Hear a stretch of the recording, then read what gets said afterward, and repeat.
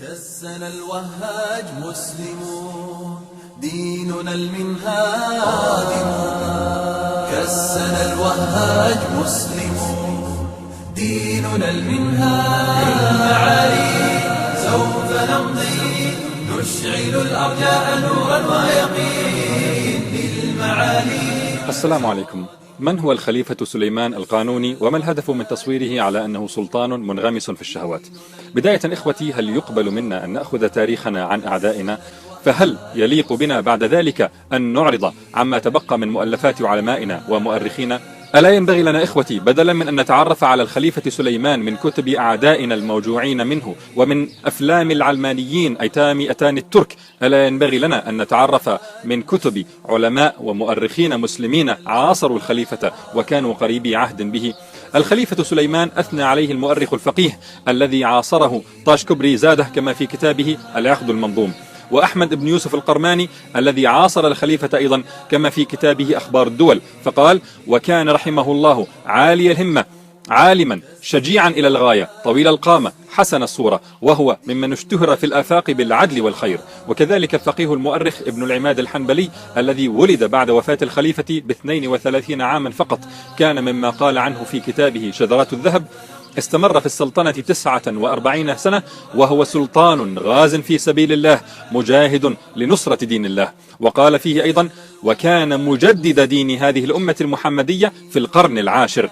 تعالوا نقف وقفات مع سيرة الخليفة سليمان رحمه الله، مستمدين كثيرا من المعلومات من دراسة أعدها الكاتب محمود حافظ بعنوان السلطان سليمان القانوني أكبر ملوك الإسلام.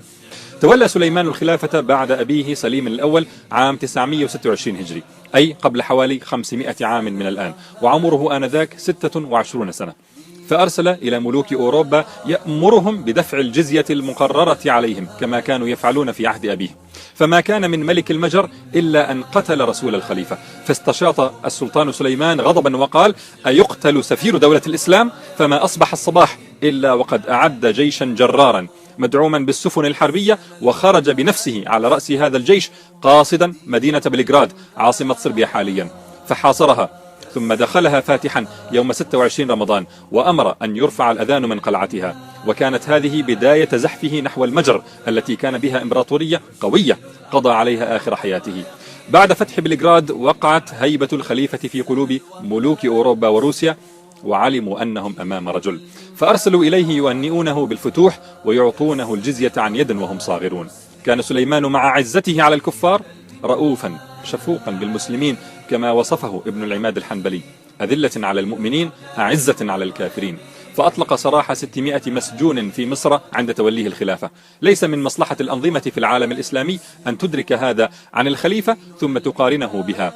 الخليفة سليمان جعل منصب الفتوى أعلى المناصب قاطبة بعد منصب الخلافة، وجعل بطانته من العلماء، وعلى رأسهم العالم الجليل أبو السعود صاحب التفسير المشهور بتفسير أبي السعود، والذي لا زال تفسيره محفوظا، قرأنا منه واستفدنا. وتعاون مع أبي السعود على صياغة قوانين مستمدة من القرآن والسنة، ومن هنا كانت تسميته بسليمان القانوني. وقد وصفه الجبرتي في كتابه عجائب الآثار بإقامة الشعائر الإسلامية والسنن المحمدية وتعظيم العلماء وأهل الدين. نعم، لم يتخذ سليمان طراطير يتمسح بهم ويضفي بهم على نفسه شرعية ويوظف بهم الدين من أجل أطماعه وشهواته.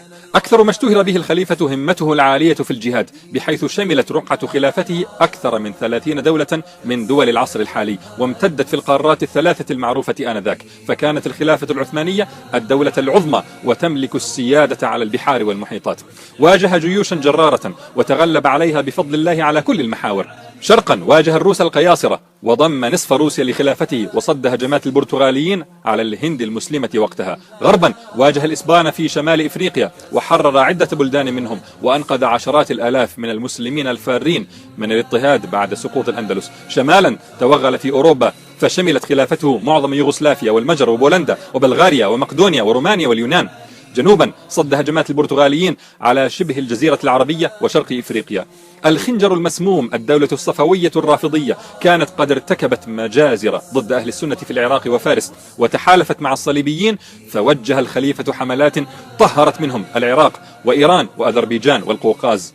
محمود بن سعيد مقديش الذي ولد بعد وفاة الخليفة ب150 عاما قال في كتابه نزهة الأنظار: ولم يكن أكثر جهادا ونصرة للدين وأكمل عدة وآلة لقطع الملاعين وأقمع لأهل البغي والبدعة والكفرة الملحدين وأشد عضدا وأشد نصرا لأهل السنة والدين منه رحمه الله. أعلمتم لماذا يكرهونه؟ كان الخليفة يعتني ببناء المناطق التي يفتحها حضاريا في الوقت الذي كانت أوروبا غارقة في جهلها، فكانت الكنيسة تحرق وتكفر من يخالفها في مغالطاتها العلمية. كوبرنيكوس الذي اضطهدته الكنيسة لقوله بأن الأرض ليست مركز الكون وأنها تدور حول نفسها كان من معاصري الخليفة سليمان. كان الخليفة يحس بمسؤوليته تجاه المسلمين جميعا. جزيرة رودس اليونانية كان يسكنها صليبيون مسمون بفرسان القديس يوحنا، فكانوا يغيرون على سفن المسلمين المتجهة للحجاز، يقتلون الرجال ويهتكون أعراض النساء. ففتحها الخليفة بعد حصار دام 6 أشهر، وأعطى نصارى القلعة من غير هؤلاء أمانا على كنائسهم ودينهم في الوقت ذاته الذي كان بابا الفاتيكان يتصدى لدعوة مارتن لوثر ومذهبه البروتستانت بالقتل والتحريق والتعذيب. كان الخليفة قد أصدر قانونا بمنع اليهود من سكن فلسطين. لا يريد لك من باع فلسطين أن تعرف هذا عنه. بعد تاريخ مشرف من الجهاد والفتوحات وعزة المسلمين، أراد الخليفة أن يتمم فتح بلاد المجر، والتي كانت دول أوروبية أخرى كألمانيا تدعمها بالجنود خوفا من الزحف العثماني. كان الخليفة قد بلغ من العمر 74 عاما، وكان طبيبه قد نصحه بعدم الخروج لمرضه، فكان جوابه: أحب أن أموت غازيا في سبيل الله. وأخيرا فتحت مدينة سكتوار، فاكتمل سقوط الإمبراطورية التي دامت قرابة 6 قرون. فلما بلغه الخبر وهو يحتضر قال: الآن طاب الموت، وتوفي رحمه الله. فحزن المسلمون حزنا شديدا. أما النصارى فدقت كنائسهم أجراسها فرحا بتخلصهم من مجدد الجهاد في القرن العاشر. كان هذا جانبا من سيرة الخليفة سليمان رحمه الله. فهل نصدق في وصفه ابن العماد الحنبلي الذي جاء بعده بقليل وقال فيه: لا يعرف الغل والخداع ويتحاشى عن سوء الطباع ولا يعرف المكر والنفاق ولا يألف مساوئ الأخلاق، بل هو صافي الفؤاد صادق الاعتقاد؟